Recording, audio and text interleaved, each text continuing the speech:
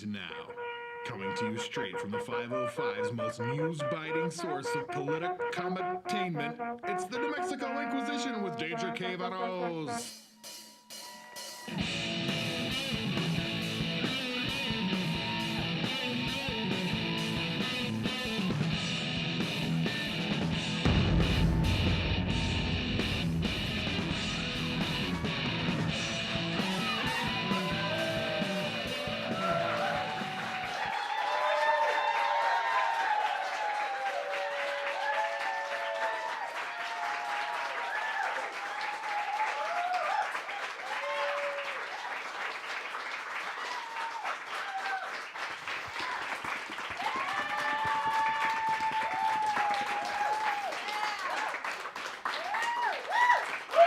Thank you.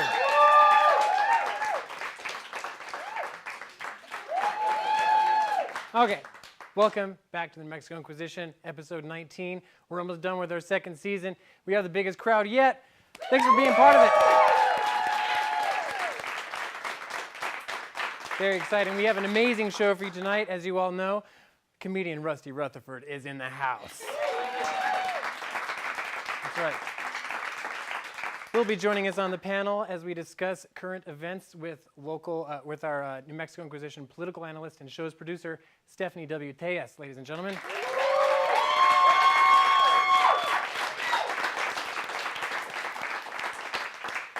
And of course, we have what some would call the future governor of New Mexico on the show.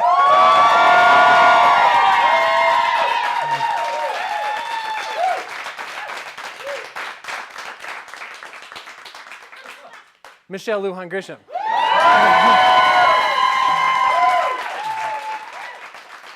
Oh my goodness. But first, as always, we have some bad jokes for you guys. Let's talk about the news a little bit. In a perfectly strange Second Amendment rally in Santa Fe, one protester named Jerry Clay Schulte said about bump stocks, and I quote, "About bump stocks, I'll give you that one. I wouldn't put a bump stock on my gun. They'll destroy your firearm." Huh. Leave it to a Santa Fean to make a statement that unites the right and the left while simultaneously confusing the crap out of everyone. Speaking of Santa Fe, Mayor Gonzalez has signed an emergency declaration. It's an emergency. He is allowing Verizon Wireless to pay the city $50,000 to install 7 temporary cell phone antennae on city property to help boost faltering signals. That's right.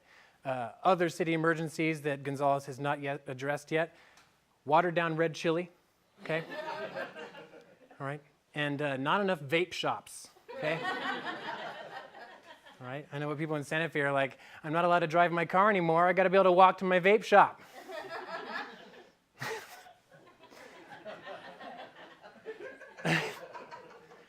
A slew of candidates are competing for Michelle Lujan Grisham's soon-to-be vacant congressional seat.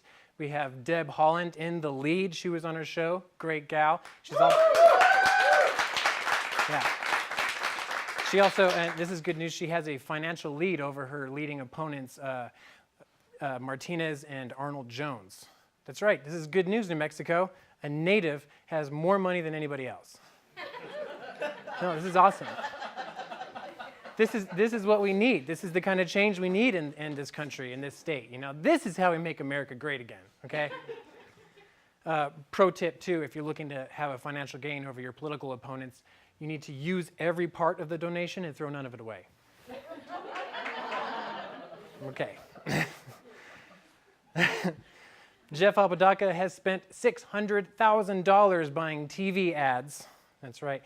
The weird news is that his campaign has only raised $250,000. So, is this the kind of non-funded overspending we can expect from you as Governor Jeff? I feel like he's kind of writing checks that his three-piece suit-wearing, smug-looking butt can't cash. I mean,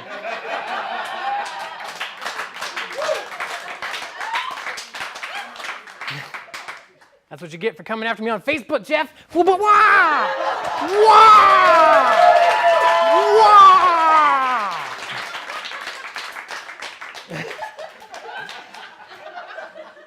To be fair, I did start that one, so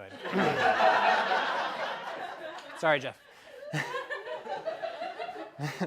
But you know, that $600,000 that he's overspent kind of pales in comparison to the $2 million that Steve Pearce, the Republican candidate, has stockpiled.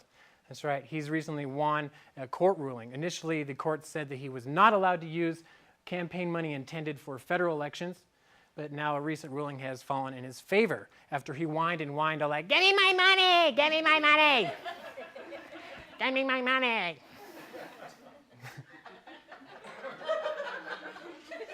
He's since actually suing the state in order to get reimbursed for all of his legal fees in this fight. That's interesting. I can see his campaign slogan now.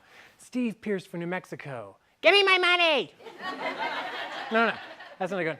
Steve Pearce for a better New Mexico. I already sued all of you.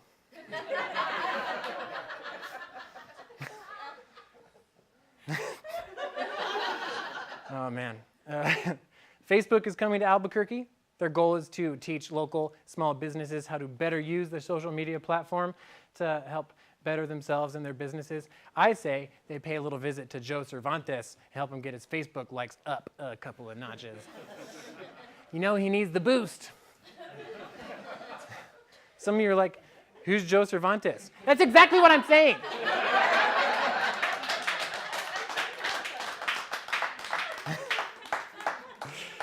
Oh, man. You know, Joe Cervantes loaned his own campaign like $500,000, something like that, in a desperate attempt to become the #1 political opponent in the Democratic primary to Michelle Lujan Grisham. And then Jeff Apodaca sued Joe Cervantes, saying that all the signatures he collected in order to get on the ballot were illegitimate. Guys, this is not a time to fight, all right? Let's just think about things that we can all agree on together. Things like, what a great governor Michelle Lujan Grisham's gonna be.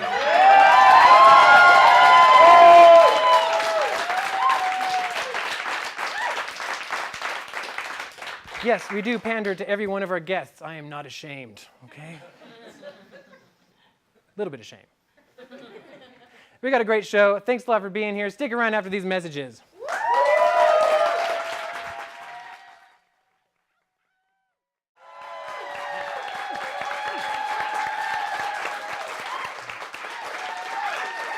Okay. All right. Stop too soon. Yes. Stop too soon. Welcome back to the New Mexico Inquisition. We have a tremendously amazing show. To my right on the panel, we have the show's producer, the show's savior, as far as I'm concerned, New Mexico Inquisition political analyst, Stephanie Tejas.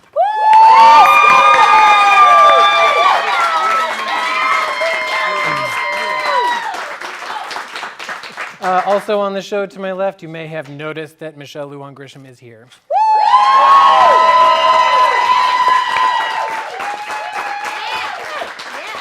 Yeah, right back at I'm gonna save it.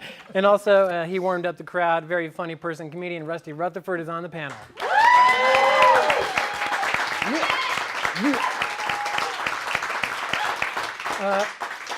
So, Rusty, how was your week, man? It was What's good. new?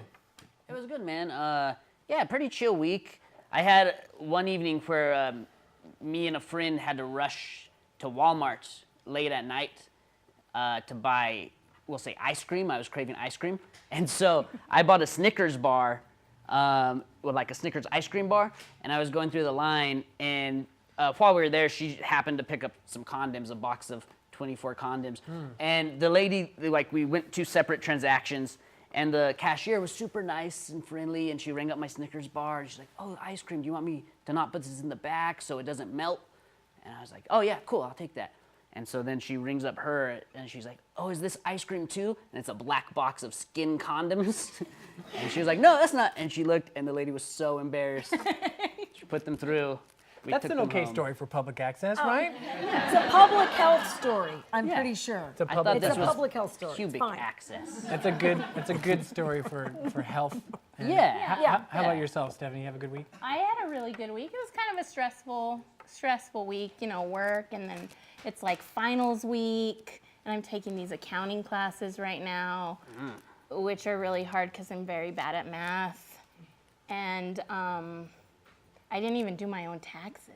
Oh no, you got to do your taxes. So I started and I realized it was too hard, and so I just filed for an extension, and I called like a friend and I was like, hey, you want to do this for me? Procrastination is fine. Are those due today? Like, yes, No, it's not. No. yes. No, you're good. Okay. Stuff. You This have is the plenty part of of the time. show where we share feelings. I see that, and I like how you're so good to each other. Yeah, we have Yeah. to make sure we It's share warm. feelings. Yes. Do you have Yeah. any warm feelings to share? We're a with happy our little audience? family. You're a happy family. I love that. Warm feelings. I get to come home from a lovely week in Washington, D.C. with your best friend, Paul Ryan. Hey, He told me to tell you all hello. Really he loves this show. I know Loves he does. it. Loves it. He writes me every week. I'm I like, knew enough it. already. Come on. Does he really sends look his like? best. Does he really look like a skinless piece of chicken breast? You know, I feel like that's what he looks like. I mean, I only see him on TV, and I gotta say, I'm kind of glad that he's retiring because I'm looking forward to his workout DVDs. But like, I mean, he just kind of so slimy to me. he looks like a zombie character. I mean, those piercing, cold blue eyes. Yeah, he does. He looks like a skinless chicken breast. You're exactly right. Good to know. Good to know. Good to know. I was trying to get, you're right. I can't do better than that. So you've met Paul Ryan. I know somebody who's met you. You went to Wow, I'm worried now. you went to high school here in New Mexico. I did. My Aunt Gretchen also did. Her name was Gretchen Clay. She says she remembers you. Yes, she's younger than I am, so I Little never bit. liked that. But her brother, Mark Clay, You know my dad? yes, I do. So here's the problem with your dad. Can we just talk about your dad for a minute? Oh my God. Yes, please. At your 10-year high school reunion, no matter what is going on in your life, no matter what the period is, no matter what the fashion is, do not wear a white belt with matching white shoes.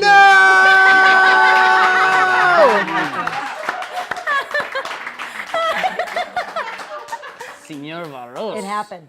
I It didn't happened. realize was this there. segment was going to go so I'm terribly blind. wrong. I'm blind in my good eye. Oh my gosh. Oh my gosh. Well, we got black shoes, black belt. We learned our lesson. All right. I can't believe that's insane. He that totally, yeah, it was great. You remember my father. It was a huge school. I think there was 125 of us in my graduating class. Remember everyone. Oh, that's great. Well, he's. He didn't say anything about me, did he? No. He. No. He works at the engineering department. He heads the engineering department at Stanford now, and boy, is he disappointed in me. boy, is he disappointed. I'm proud of you. Yeah, that's thank you. right. You're fabulous because you stayed right here. Well, that's not true. He's a huge fan of comedy, and I think part of him always wanted to get involved. So that's cool. That's why he's not proud of Actually, you. the truth is, he did do comedy. Yeah. He did a lot of comedy in school. He was a ton of fun. He was a ton of fun at all the reunions. So you don't have to convince me of that because I was right there. All right. You see that, Dad? Go, Dad, go. Awesome. Do you have any questions for Michelle before we close out our second segment here? Just one little hypothetical. When you're elected, say you throw I'm like happy so far with the question. yeah, it's good. All right, you're gonna want to celebrate, as you should. Say you like decide to throw a little gathering, a little party. Maybe rent out like a hotel room, order some pizza, some sodas.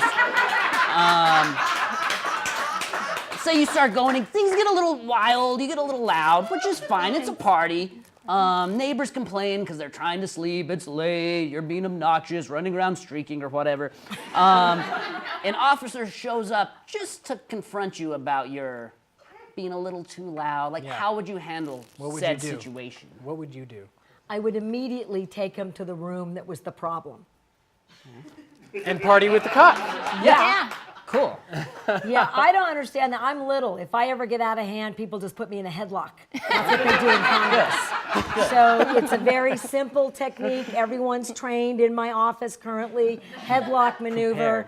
I have 2 speeds. I'm in a headlock, or they actually release the Kraken in Congress. And we just go with whatever aspect is the best for New Mexico. And here's the curve. Is that cop actually a stripper? Oh. So, perfect.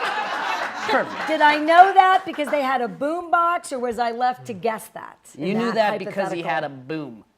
Hard-hitting question, Rusty Rutherford, and we'll have more of those when we come back after these brief messages. You guys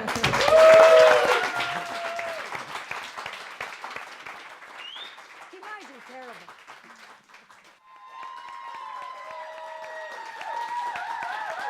Welcome back. Welcome back. Welcome back to the New Mexican Inquisition. I, of course, am your host, Danger K. Rose. We have a lot of hard-hitting questions for our guest, Michelle Lujan Grisham, tonight.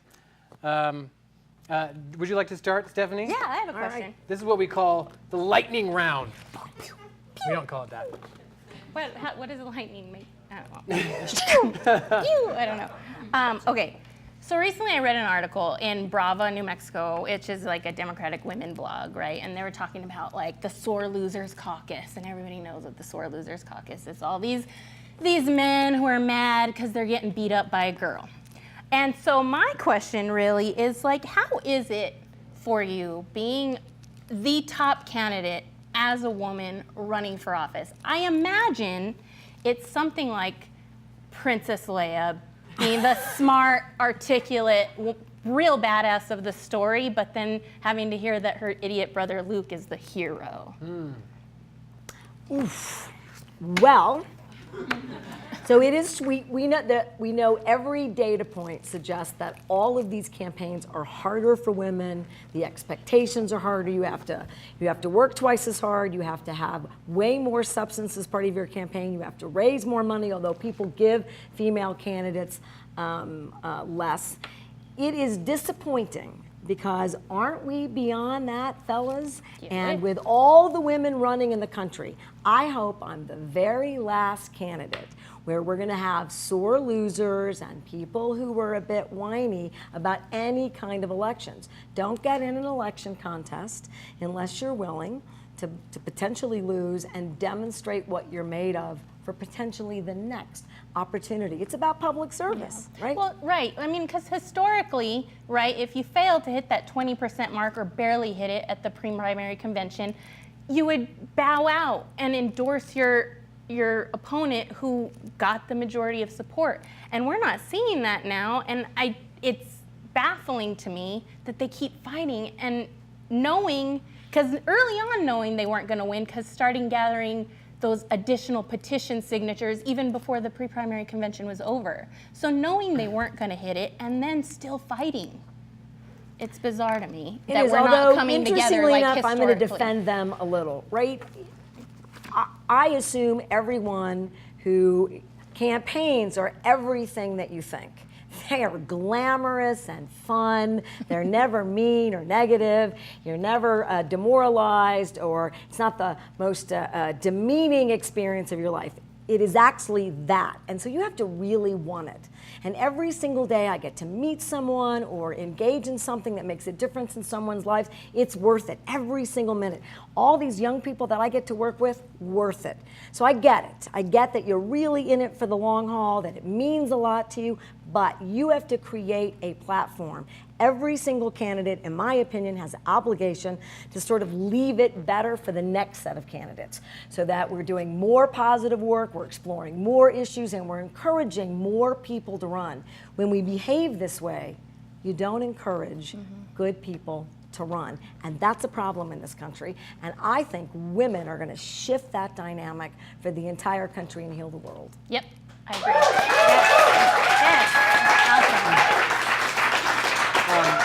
We had a couple questions that we took from some of our viewers. I'd like to ask you a couple quick ones. This one is concerning HR 676. 122 Democrats co-signed a bill about single-payer health care, but you did not. Do you have anything to expand do. on It's that. the Medicare for All bill in the House. And in an effort where we won't do anything to resolve healthcare access and healthcare costs, getting onto Medicare seems like a really productive place to go. The problem with that bill is it has lots of significant issues that are not addressed because the sponsor was leaving Congress. So there was no chance to amend it or fix it. So here are just a couple of highlights. It doesn't protect reproductive health for women. It doesn't do negotiated prices for drugs. It says that every private doc has to not be a private doc immediately. It doesn't invest in any public health infrastructure, which means you've got no real access points. And think about our state. We get some of the lowest Medicare rates in the country. If that doesn't get addressed, why would anybody be here in the first place? Which means we would always have a situation where poor people in New Mexico would not get the same level of health care. And I will not support a bill that does that. And the last thing that I tell every New Mexican, the average Medicare beneficiary makes $23,000 a year. Your average out-of-pocket costs for dialysis or kidney failure are $17,500. That's not a system that provides coverage. I want a Medicare bill that fixes Medicare, that changes those reimbursement rates, and for once and for all, talks about universal care as the standard that we want. It can be single payer, it can be public option, it can be a combination, but it ought to be protected access, which means it can't be too costly. So you're saying that you would be in favor of Oh. a single payer bill, just not 676? It's not, yeah, for me, it's not the right legislation. But I did introduce a Medicaid buy-in, which New Mexico now has similar legislation that's being proposed. And New Mexico's leading in many ways. No state has a single payer because all the money's at the federal level. You know how those members of Congress are. Right. They like to keep it all or not. And so Medicaid buy-in is a way for states to leapfrog what the feds won't do, and allows you to leverage it and create a better healthcare system. And the New Mexico Health Security Act is another very, very effective vehicle. We could lead the nation in a healthcare delivery system that's meaningful, accessible, and available for every New Mexican. And I hope I'm the governor that gets to do that.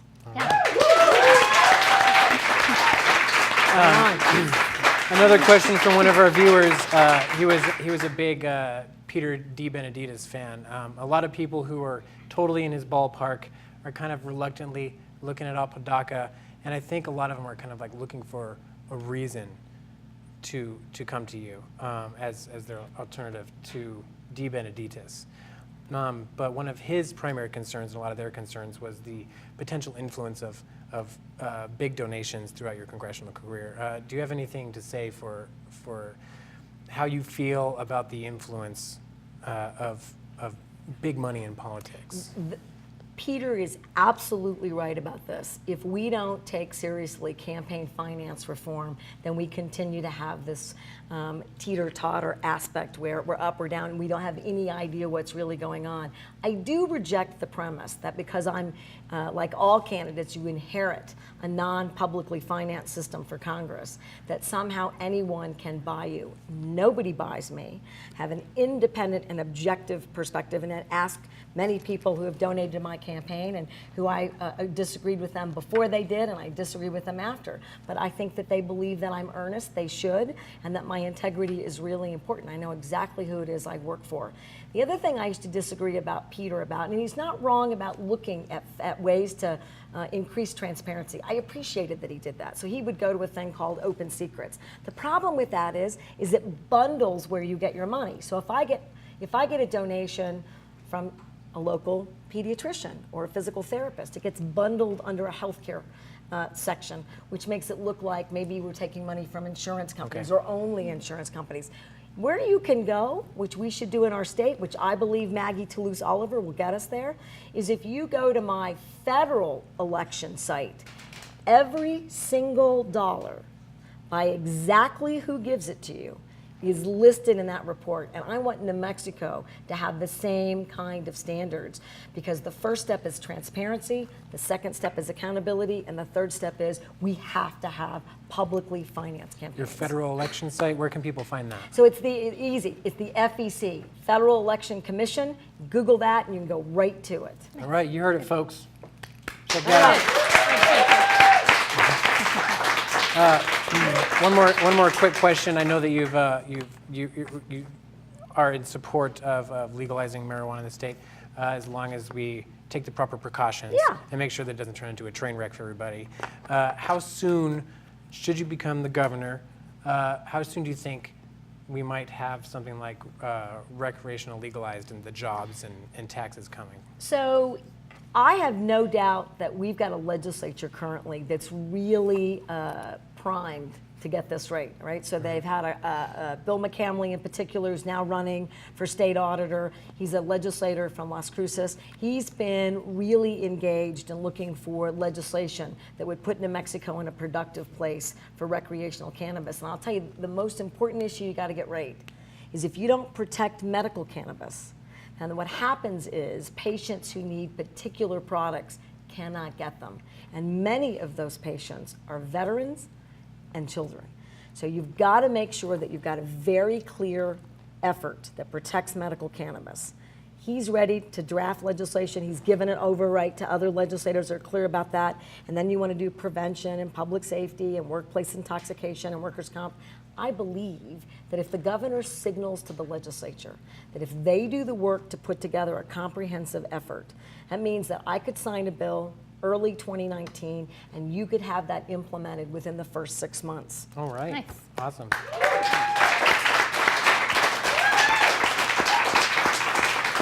We have one more. You got time for one more question? So I know my husband's a teacher. Thank you. We have he's great. We have teachers in the audience tonight. Right on. They're great. They're all going through park testing currently. My husband comes home exhausted every night because his lessons plans are getting interrupted. He's doing tests for who knows what they're testing. The whole school is interrupted for weeks at a time. I know you recently released your 11-point education plan. You want to eliminate PARC. Can you tell us a little bit more about that? Absolutely. So PARC is one of those high stakes testing that the federal government, they didn't say you had to do PARC, but we absolutely, with No Child Left Behind and the Bush administration, said, good idea. It was a terrible idea.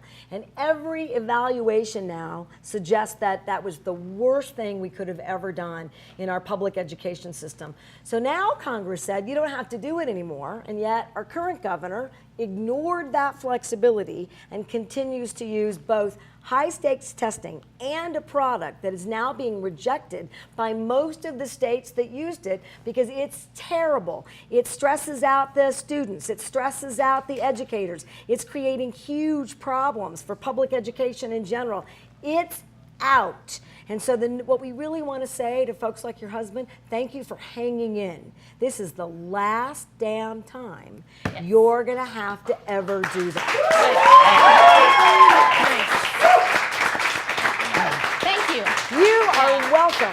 If they had that high stakes testing, I'd have never gotten out of the 3rd grade. Are you going to give all 3rd graders a book? You know, look, who doesn't want to read to 3rd graders? I'm all in. But that shouldn't be the only thing you're doing, right? As either the First Lady or the Governor. Great. So we've talked about health care. We've talked about campaign finance. We've talked about pot. All right. It's 420. 420. It's 420. I don't think I did it right. We've talked about for children. an old lady, was that close? Yeah, that's it. I mean, I did. I would do it. Talked about I gave it a education. shot. Leather really adds Does to it, huh? Leather. Yeah, I like it. Rusty, do you have another question you'd like to throw out? Yeah, quick one. So I also work with youth. That's where I try to put all of my efforts in. And of course, funding's always tough, getting the funding into the school for the programs that needs it.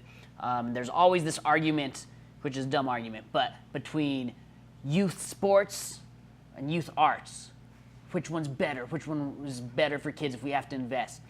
So I say we don't cut either, but if you had to create a youth sport art that combines sports and an art, what would that look like?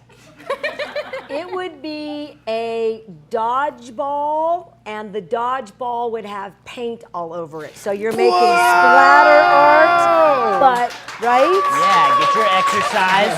All get right. your art. Very good. Splatter art dodgeball. Paint We like to dodgeball. end the shows this way. I want you to take a look right into your one-shot camera, and you have just a couple seconds to tell people why they should vote for you. And go! Right on. Hello, New Mexico. I'm Michelle Lujan Grisham, and I need you and believe that you should vote for me because I believe in you. I see a state that's got far more opportunities than it's got challenges. And that attitude means that we can be the #1 state in any area we choose: healthcare, education, entrepreneurship, the economy, alternative energy. I've got the experience and leadership to do that, and with your help, we'll all have a brand new New Mexico vision and future. Thank you very much. Go to New Mexicans for Michelle! Thank you very much. Thank you for joining us for another wonderful episode of the New Mexican Inquisition. Thank you, my guests, Stephanie Tejas, Rusty Rutherford, our beautiful studio audience, and of course, Michelle Lujan Grisham for coming on the Right show. on. This What a was a great great show. show. Thank you very much.